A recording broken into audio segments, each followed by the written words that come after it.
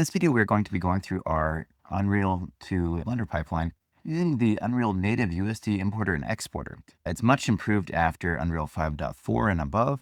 And so now it can actually export assets that are good enough that we can actually run them through the converter, and it brings along most of the items in a given scene, even a fairly complex one like this atmospheric house. So we'll go through the process, and that way we can see how to do this now that the Omniverse plugin is no longer being updated. First of all, we're going to need to make sure that our plugins, type in USD, make sure that our USD importer is enabled. We're going to be exporting, but it turns out that the importer and the exporter for USD are in the same plugin, so that's fine. And next, we're just going to go File, Export All. And we'll just go to our USD exports. I already made a folder. And we're just going to remember to pick USD. And we'll pick a name. A default name is fine. There we go. And go ahead and save. And make sure to save this in a separate folder. And we're just going to leave all these pieces in place. We're going exporting to Blender, so the Z-axis is fine for the up. We're going to actually add a couple things to make sure that it helps out the exporter. We're going to export our actor folders, which will help because that way it exports some of the different USD meshes in a separate folder for each actor. And we're also going to make our materials. And instead of 128 by 120, we're going to go 2048 by 2048.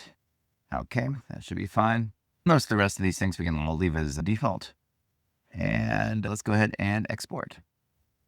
So Unreal will start up exporting, and it may take a little while to go through it. This current way of exporting will actually take up a lot less disk space than the old one. The old one, this house exported to 100 gigabytes of USD information, and the new one is just a few gigabytes of information. We'll let this go through and export, just as we've done previously. And then we're going to come back in with Blender, and we're going to start importing the USD file.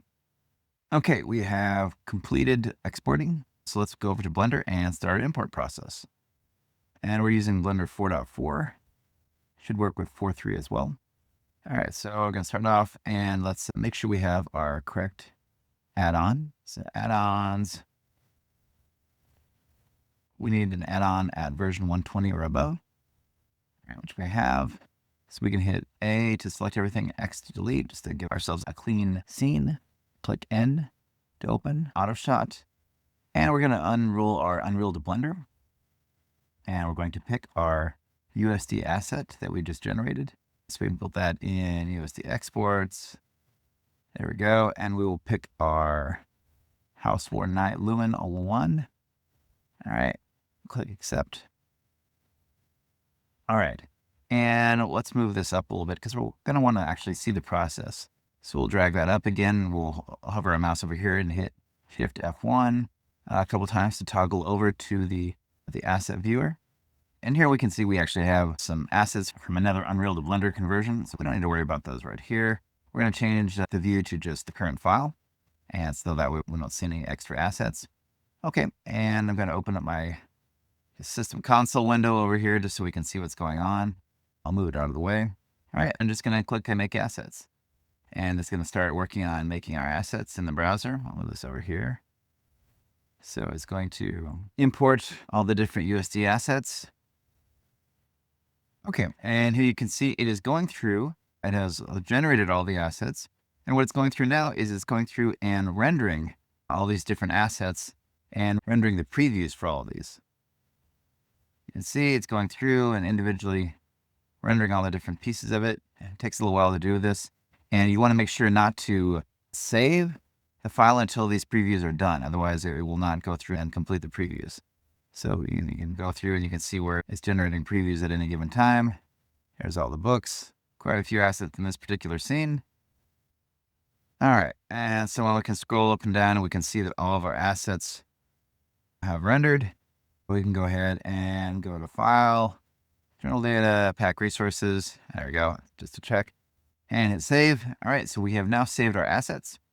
And we're going to hit Control N for new. And once again, in AX to delete everything and make it for a clean scene. Go to AutoShot and Unreal to Blender.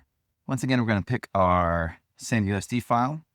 But now we're actually going to pick our asset file because this next step is going to reconstruct our scene from that asset file. So now we can actually go over and make scene. And so we'll bring our window over here. So you can see all the different processes of it importing the different USD positions, and then it's going to repopulate the scene instead of from the original USD file, it's going to repopulate it from our generated Blender assets. So then we have a correctly constructed Blender scene without any duplicated textures or objects or materials, but with all the different assets loaded in at the original places they were in the Unreal scene. And it'll take a second to link all the assets. Okay, so here is our atmospheric house. And we can, of course, click Z and go into our material preview. Gonna take a little while. Big scene. There we go. Here is our scene. And we can go into our scene and see that the interiors have been created correctly. All right, and we're in our material preview, so everything looks a little bit bright. So let's go over into our cycles engine, and we'll go to GPU. And I'll hit denoise. There we go. There we can see our complete scene is working now.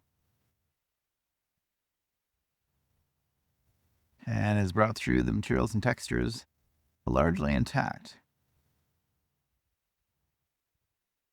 All right, and the lighting level is a little bit different because we translated it from Unreal over into Blender, but as you can see, as the path tracer works through it, it'll go through and generate a more detailed rendering of it.